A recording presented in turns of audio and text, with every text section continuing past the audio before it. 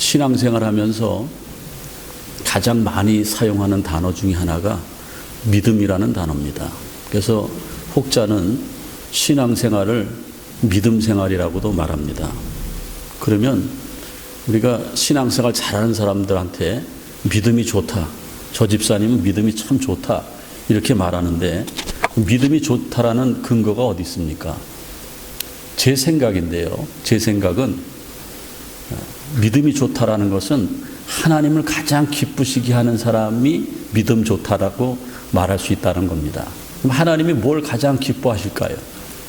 하나님은요, 그냥 내버려 두면은 지옥 가고요, 그 영혼이 죽어 있는 사람들을 인도해서 우리와 똑같은 하나님의 사람으로 만드는 것, 영혼을 구원하는 일을 하나님은 가장 기뻐하십니다. 그래서 믿음 좋은 사람들은 신앙의 열매가 있는데 전도하게 된다는 거예요. 오늘은 2022년도 우리 교회 선교주일입니다. 선교는 이 지상의 모든 교회의 존재 목적입니다. 선교하지 않는 교회는 이미 죽은 교회예요. 선교하는 교회는 어떤가? 망하지 않습니다. 선교하는 교회는 우리의 후손들까지 하나님이 책임져 주신다라는 겁니다. 그러면 선교란 무엇입니까? 선교는요, 쉽게 말하면 영혼을 구원하는 것이 선교입니다. 그리고 선교의 정의로 여러 가지 다 말씀드릴 수 있겠지만은 전도와 선교를 구분 못 하시는 분들이 많이 있는데, 사실 결론적으로 말씀드리면은 오늘 선교주일인데 전도하고 선교하고 합쳐서 한 단어로 얘기하면은 선교입니다. 전도는 에반젤리즘이라고 그러는데, 전도하면 어떻게 되냐면은 이 자국민들을 전도하는 것, 동일 문화권의 사람을 복음을 전하는 것을 전도라고 그러고, 타문화권에 있는 사람들에게 복음을 전하는 것을 선교라고 말합니다. 이건 현대 선교학에서 교과서에서 나오는 말이죠. 선교 미션이라는 것은요, 국내에서 복음을 전할 때에 이제 전도라고 그러고, 해외에다가 전도하는 것을 선교라고 이렇게 구분합니다. 옛날에는 여성들의 교회 모임을 여전도회라고 그랬는데, 요즘에는 선교가 대세고 전도 플러스 선교가 선교기 때문에 교회마다 여성들의 조직을 여선교회, 남성들의 조직을 남성교회라고 이렇게 부르고 있습니다. 그래서 중요한 것은요, 선교라는 단어를 분명히 알아야 되는데, 선교는 그냥 우리가 헌금 보내서 선교사님들만 도와주는 게 선교인 줄 아는데 그렇지 않습니다. 선교는 죽은 영혼을 살리는 거예요. 영혼을 구원하는 것, 하나님께로 인도하는 모든 것들이 바로 선교라는 겁니다. 제가 설교를 준비하면서 세계 인구가 얼마나 되는가 제가 조사를 해봤더니만은 작년 유엔에서 통계인데요, 작년 12월 10일 통계입니다. 그러니까 한 달 정도 됐죠. 정확한 인구일 겁니다. 작년 12월 10일 날 통계가 지구상의 인구가 79억 1240만 명입니다. 네, 굉장히 많아졌죠. 70억이 넘었을 때가 2011년에 70억이 넘었는데 지금은 79억이 살짝 넘습니다. 인구학자들에 의하면은 2025년도가 되면은 지구의 인구가 한 84억이 되지 않을까 이렇게 추산하고 있습니다. 저는 이 지구의 인구를 보면서 과연 이 지구에 79만 명이 넘게 79억 명이 넘게 살고 있는데, 과연 인생의 목적을 바로 알고 하나님을 깨달은 사람이 몇 명이나 될까? 천주교와 기독교를 합쳐서요 24억 명이 하나님을 아는 사람들이에요. 꽤 많은 것 같지만 3분의 1입니다. 예수님은요, 세상 끝날에 다시 이 땅에 오신다고 그랬는데, 지금은 아무리 봐도 말세인데 아직까지 3명 중에 2명은 하나님을 모르는 사람이에요. 그래서 우리는 오늘 본 말씀에 지상 최대의 명령으로 말씀해 주고 있는데, 너희는 그러므로 너희는 가서 모든 민족으로 제자를 삼아 아버지와 아들과 성령의 이름으로 세례를 주고 내가 너희에게 가르쳐 분부한 모든 것을 지키게 하라. 볼지어다 내가 세상 끝날까지 너희와 항상 함께 있으리라. 예수님께서는 우리에게 선교 명령을 하셨어요. 마지막 때에 한 영혼이라도 더 구원해라. 그래서 지금 3명 중에 2명은 하나님을 몰라요. 이 미국도 마찬가지고 어느 나라도 마찬가지일 겁니다. 특별히 공산주의 국가는 거의 0%에 가깝지 않습니까? 그래서 우리에게는 선교의 사명이 있습니다. 바울은요, 고린도전서 10장 31절에 너희가 먹든지 마시든지 무엇을 하든지 하나님의 영광을 위해서 하라, 이렇게 말씀하고 있습니다. 하나님께 가장 큰 영광을 돌리는 것이 무엇입니까? 바로 그것도 영혼을 구원하는 일이라는 겁니다. 예수님은 부활 승천하시면서 예루살렘을 떠나지 마라, 그리고 모여서 기도하라 그랬습니다. 열흘 만에 성령이 강림했습니다. 120명의 처음 교인들이 성령 받고 시작한 것이 바로 교회, 에클레시아였습니다. 교회는 이라는 훌륭한 건물이 교회가 아니고 예수를 주로 영접한 사람들의 모임이 교회입니다. 그러면 교회는 뭘 해야 됩니까? 교회는 바로 영혼을 구원하고, 영혼을 구원하는데 모든 내가 가진 것을 총동원해서 영혼을 구원하는 것입니다.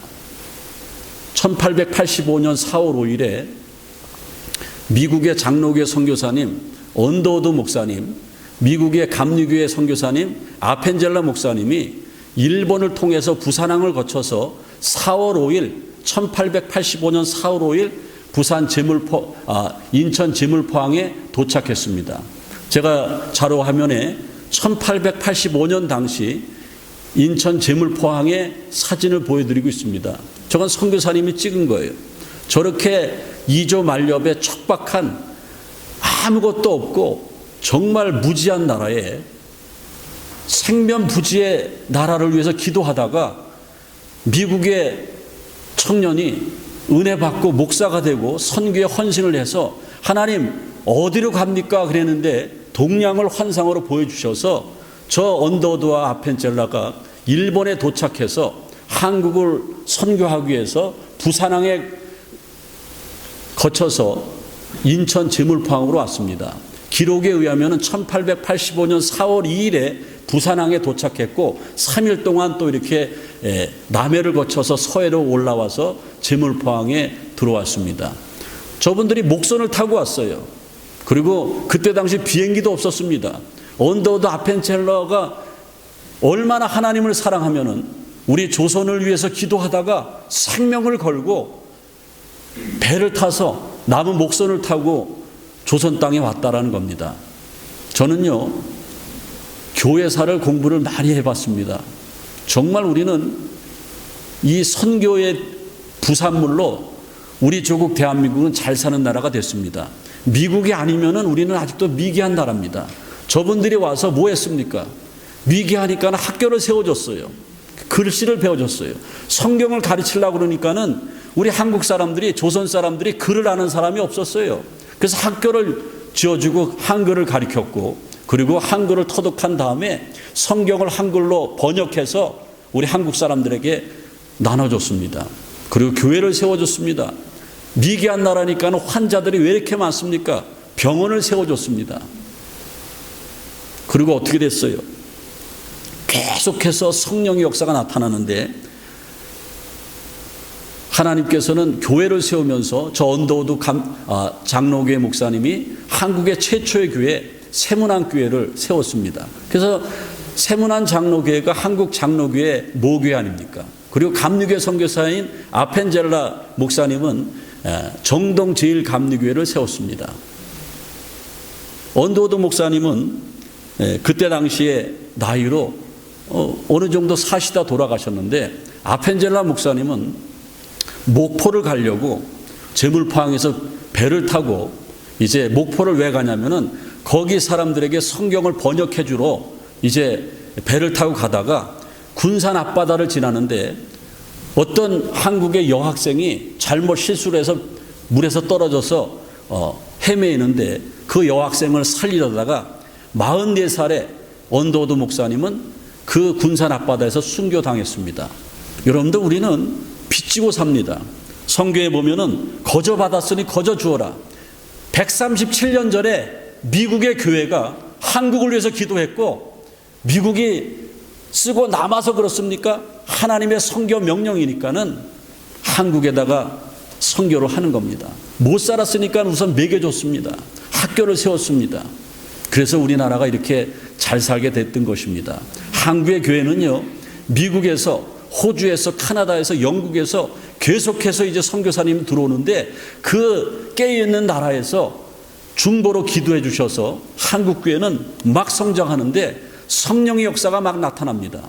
한국에는 초대교회는 성령의 역사가 많이 나타나는데 세 가지 부흥운동이 있었습니다. 1903년에 원산에서 부흥운동이 있었어요. 1907년에 평양에서 부흥운동이 있었고요. 1909년에 백만인 구령운동이 있었습니다. 저기 장대영 교회 기록 사진을 제가 보여주고 있는데 저 뒤에 기아집을 개조한 큰 집이 장대영 교회입니다. 빽빽하게 콩나물 시루처럼 들어가면은 1,500명이 들어가는 거예요. 그런데 너무 많이 모여서 오전에는 여자만 오세요. 오후에는 남자만 오세요. 왜 그랬냐면은 1907년에 그 평양에서 장대영 교회에서 부흥 집회를 하는데 성령이 역사해가지고 모두가 다 막 뜨거움을 체험하는 거예요. 그때에 저기 제가 기록해 놨지만은 서양 선교사님들이 기록해 놓은 겁니다. 마치 2000년 전에 마가의 다락방에서 처음 교인들이 성령 받은 것을 이 조선 땅에서 보고 있다. 마치 건물의 지붕이 열리고 하늘로부터 하나님의 영이 거대한 산처럼 산사태가 난 것처럼 밀려오는 것 같은 것을 느꼈다. 여러분들, 대한민국은 대단한 나라입니다. 그렇게 해서 대한민국이 부흥하게 됐어요. 대한민국이 교회가 잘 되니까요, 지금 세계에서 경제대국 10번째 안에 들어가는 나라 아닙니까?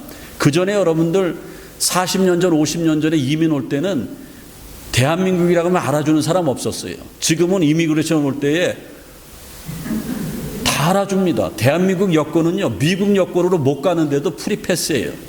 국력이 그렇게 신장이 됐어요. 우리 할머니, 우리 할아버지, 우리 어머니들이 교회로 모여서 그렇게 배고픈 시절에 눈물로 기도했더니만은 자식들이 다 잘 된 거예요. 목사님들이 많이 나왔어요. 한국의 그 좁은 나라에 목회자들이 10만 명이라고 합니다. 그 좁은 나라에 교회가 5만 개가 넘다고 합니다. 세계에서 가장 큰 교회 10교회를 선정했는데 그 교회 가운데 한국의 교회가 6개가 들어갔다라는 거예요. 제가 다른 데 가서 이런 설교하면 박수를 막 칠 거예요. 막 그냥. 치지 마세요. 치지 마세요. 치지 마시다. 늦었어요.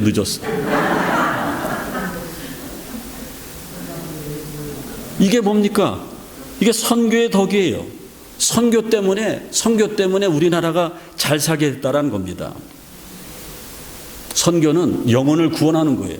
복음을 전하는 거예요. 믿지 않은 사람들에게 복음을 전하는 거예요.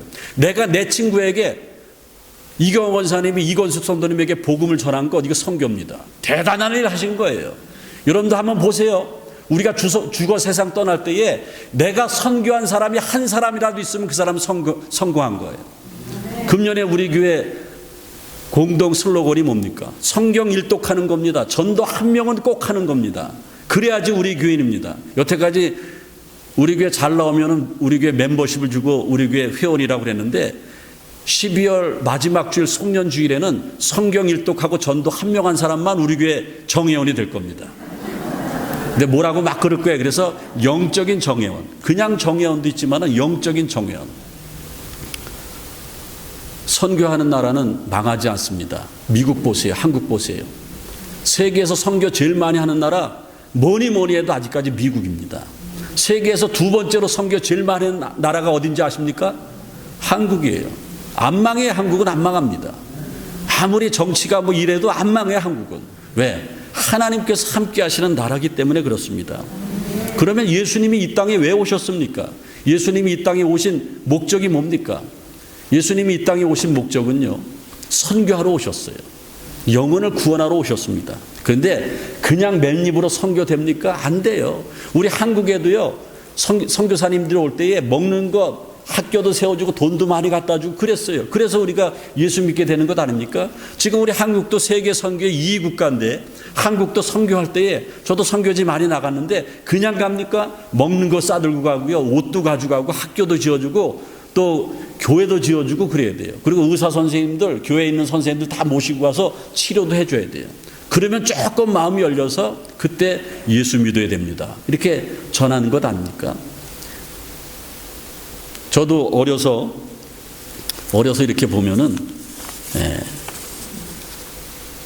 미국 사람들이 막 왔다 갔다 하는 걸 봤습니다. 저는 고향이 강원도 춘천인데 강원도 춘천에는 미군 부대가 있었어요. 캠페이지라고 미군 부대가 있었는데 그 캠페이지가 소양강 변에 쭉 이렇게 큰 땅을 차지하고 있는데 거기서 군인 트럭이 쫙 나오면은 미국 사람 군인들이 나옵니다. 그때 저는 영어를 처음 배웠어요. 미국 사람이 할로라는 걸 알았어요. 할로. 예. 그리고 저는 유창한 영어를 또 하나 배웠습니다. 쪼꼬레 기범이. 여러분들 제가 목사가 되고 나니까는 미국이 얼마나 고마운지, 예? 우리가 그런 훈훈한 정을 받고 산 민족이 우리 민족이라는 거예요. 예수님은요, 선교의 시작을 섬김으로 시작했습니다. 그래서 마가복음 10장 45절에 보면은 인자가 여기 온 것은 섬김을 받으려 함이 아니고 섬기러 왔다 그랬습니다. 교회 최소한도 몇 년 다녔으면은 이제 대접 그만 받으시고 섬겨야 됩니다. 섬기는 것이 영혼 구원하는 거예요. 섬기러 오셨다고 그랬습니다. 마태복음 25장 40절에 보면은 지극히 작은 자에게 한 것이 곧 나에게 한 것이다. 없는 사람한테 내가 도와주는 것, 예수님께 한 것이 그게 선교라는 거예요. 그래서 우리가 선교할 때에 선교헌금을 해서 선교사님들 보내는 거예요.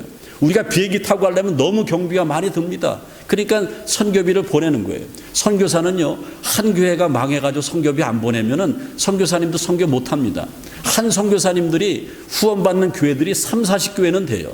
그러니까 그 3, 40교회에서 이름을 불러가면서 기도하니까는 선교지가 왕성해진다라는 겁니다. 월드비전 회장이요, 캄보디아 가서 오른 목사라는 분을 만났습니다. 이분을 만났는데, 그 월드비전 회장이 어떻게 캄보디아는 95%가 불교의 나라인데 당신이 목사가 될 수 있었냐?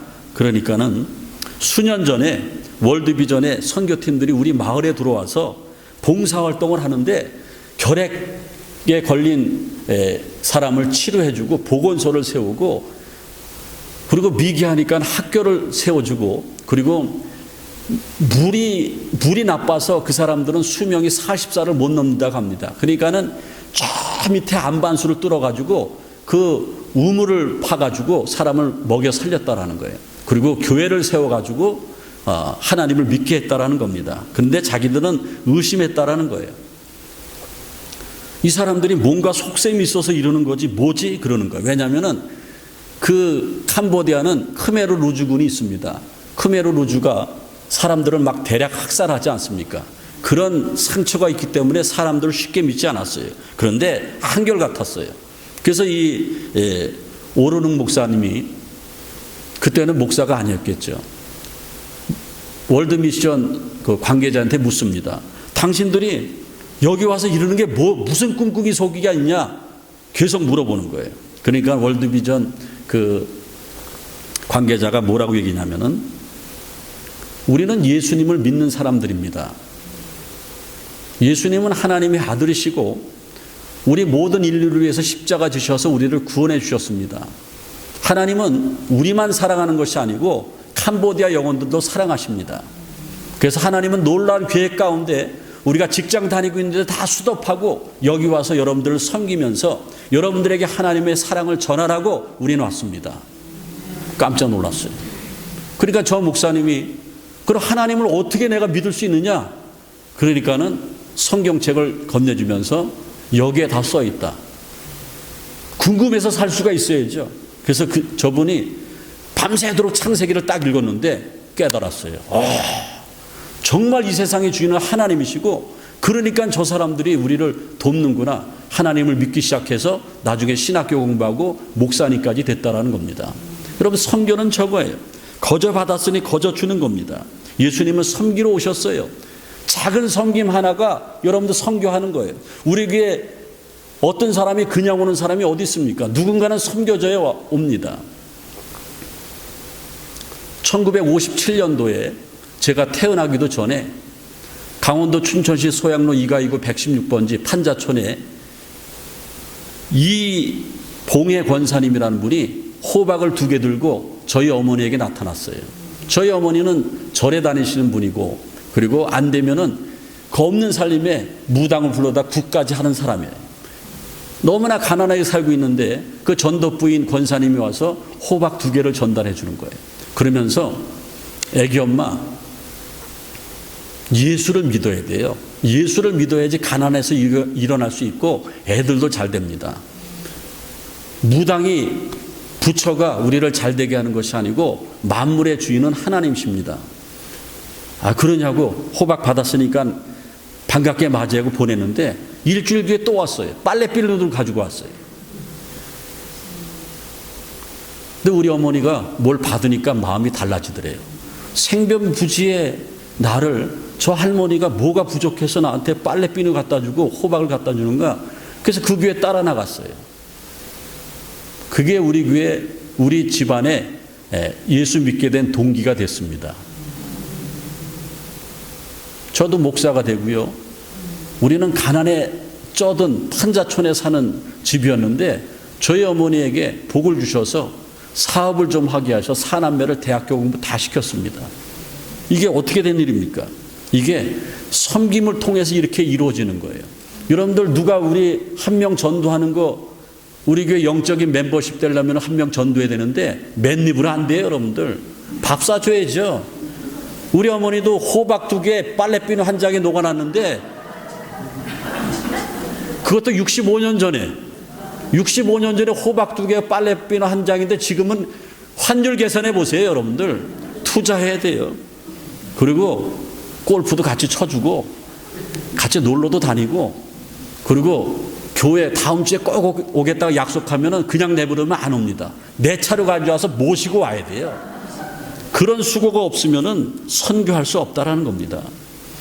그리고 영혼 구원은요, 중요한 것은 가장 긴급한 거예요. 세상에서 가장 바쁜 일이 많이 있습니다. 현대인들은 시간에 쫓기고 바쁘다 바빠 그러는데요. 정말 바쁜 게 뭡니까? 정말 긴급한 것이 뭡니까? 바로 영혼을 구원하는 거예요. 나에게 사랑을 주신 우리 어머니 기다려주지 않는다라는 거예요. 하나님을 모르시는 우리 어머니인데 우리가 전도하지 않으면 기다려주지 않는다는 거예요. 그냥 지옥 가시는 거예요. 내 사랑하는 동생 내버려두면 안 된다라는 거예요. 나한테 야단만 쳤던 우리 아버지 내버려두면 안 되는 거예요. 눈만 뜨면 맨날 만나서 같이 식당 다니고 놀러 다니는 내 친구 그냥 내버려두면 나는 천국 가지만 얜 지옥 가는 거예요. 선교에는 시급성이 있다라는 겁니다. 하루에도 무슨 일이 일어날지 모른다는 거예요. 잠언서 27장 1절에 보면은 너는 내일 일을 자랑하지 말라. 하루에도 무슨 일이 일어날지 모른다고 그랬습니다. 전도는요, 희생해야 돼요. 그리고 내가 긴급함이 있어야 돼요. 여러분 아들, 딸 잘 됐다고 편안하십니까? 큰일 납니다, 여러분들. 큰일 나는 거예요. 내 아들, 내 딸이 잘 됐다고, 손주들이 잘 됐다고 마음 놓을 때가 아닙니다. 이 세상은 하나님이 창조하신 세상이고 하나님께로부터 와서 하나님께로 가야 되는 것입니다. 그래서 전도가 시급한 거예요. 친한 친구 있으면은 여러분들 전도 안 하면은 그 친구가 뭐라 그러는지 아십니까? 얘 교회 다니는데 얘 사꾸라다 그러는 거예요. 얘 가짜다는 거예요. 여러분의 친구들이 여러분이 신앙이 안 좋은 걸 다 아시는 거예요. 선교라는 것은 영혼을 구원하는 것입니다. 그리고 선교는요, 세상을 변화시켜요. 요즘에는 세상이 날로 악해져 가고 있습니다. 타락하고 부패합니다. 수많은 사람들이 하나님을 모른 채 적당히 마시면 안 됩니까? 술에 취해서 술 중독이 됩니다. 그리고 마약까지 합니다. 그리고 인터넷에서 못된 것에 중독이 됩니다. 헤어날 수가 없어요. 그런 사람들은 하나님께로 올 수가 없습니다. 도박을 또 중독처럼 이렇게 하는 사람도 있습니다. 어떻게 하렵니까? 하나님이 가장 싫어하는 일만 하고 있는데 어떻게 하렵니까? 그런 사람들에게 길이 뭐가 있겠습니까? 사람에겐 길이 없어요. 세상엔 길이 없습니다. 요한복음 14장 6절에 예수께서 내가 곧 길이요 진리요 생명이니 나로 말미암지 않고는 아버지께로 올 자가 없다고 그랬습니다. 맞습니다. 선교는요, 다 썩어가는 세상에 예수님의 복음을 전해서 영혼을 구원하는 것입니다. 사회를 변화시키고 내 가정을 변화시키는 거예요. 현대교회에 아킬레스 건이 있다고 하면은 딱 한 가지가 있습니다. 현대교인들은 예배 잘 드립니다. 예배 시간에 가끔 아멘도 막 해줍니다. 목사 기분 좋게. 아니면 은혜 받아서. 또 새벽 기도도 가끔 나와요. 봉사도 많이 합니다. 성도들 식사 대접도 하려고 합니다. 그리고 성가대도 열심히 해요. 오늘 우리 샬롬 찬양대 얼마나 잘합니까? 성가대 하려면요, 예배 전에 30분 전에 와야 되고 예배 끝나고 1시간 노력해야지 성가대 하는 겁니다. 대단한 분들입니다. 성가대도 하죠. 예배 잘 드리죠. 봉사도 하죠. 그런데 전도하라 그러면 전례를 손들어요. 나 전도 못한다. 예? 전도 못한다. 나 전도 못한다. 왜 그런지 아십니까? 사탄이 막아서 그래요. 사탄은 디아볼로스, 방해하다라는 거예요. 사탄은 우리가 전도해서 축복받는 거 방해하는 거예요.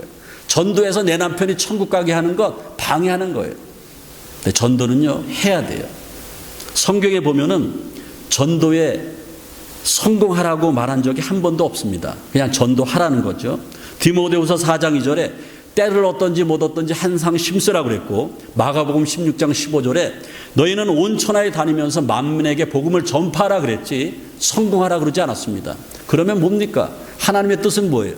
우리는 전하기만 하면 돼요. 그 다음에 하나님이 책임져 주시는 겁니다.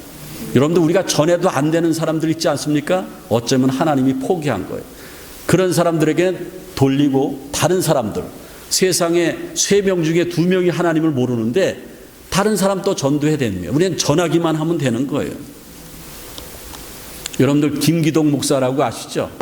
옛날에 집사님이었는데 고구마 전도 왕이라고 그러는데, 저 사람은 전도할 때에 교인들 교회로 예수 믿으라고 끌어오지 말고 그냥 찔러만 보라고 그러는 겁니다. 찔러만 보라고. 잘 익었나 안 익었나. 그래서 첫 번째 젓가락으로 푹 찌르면서 뭐라고 써 있어요? 예수 믿으십니까? 저기 내용에 보면 어떤 내용이 있냐면은 어떤 여성이 화장을 진하게 했어. 그러니까 뭐라고 이제 칭찬을 해주냐면은, 칭찬을 해줘야지 내 말을 듣지 않습니까? 아이고, 아이섀도우 색깔이 멋지네요. 어떻게 그렇게 화장을 잘하십니까? 그래 놓고 뭐라 그럽니까? 끝에 가서 예수 믿으십니까? 네? 그러니까 마음을 열고 예수 믿으십니까? 그러면 이제 뭐라 그럽니까? 아이, 나 교회 안 나가요. 아이, 우리 친구 교회 나가는 친구 있는데 아주 지겹다 그래요. 그럼 뭐라 그래요? 그래도 믿어야 됩니다. 이게 두 번째 찌르는 거예요. 예? 그 다음에 뭐라면, 아이, 나는 교회, 그래도 믿어야 됩니다. 나는 교회 나갔는데 너무 목사님 설교가 졸려가지고, 아이, 교회 나가기 싫어요. 아니에요. 너무 좋습니다. 이 세 번째 찌르는 거예요. 네 번째는 뭡니까? 아이, 그래도 나한테 얘기하지 말라고. 네 번째 뭐라 그러냐면은, 기도하고 있습니다. 내가 계속 기도하겠습니다. 그리고 다음에 만나면은 또 칭찬하고 예수 믿으십니까? 네? 그렇게 하는 거예요. 이제 오늘 말씀을 마치겠습니다. 선교는 거창한 게 아니에요. 우리가 헌금 드리는 것도 중요합니다. 영혼 구원하기 위해서 사용하는 헌금으로 드리는 것 아닙니까? 그것도 중요합니다. 근데 중요한 게 뭐냐면은 영혼을 구원하는 것이 선교라는 걸 여러분들 아셔야 됩니다. 금년 막 시작했는데 여러분들 하나님을 기쁘시하길 원하십니까?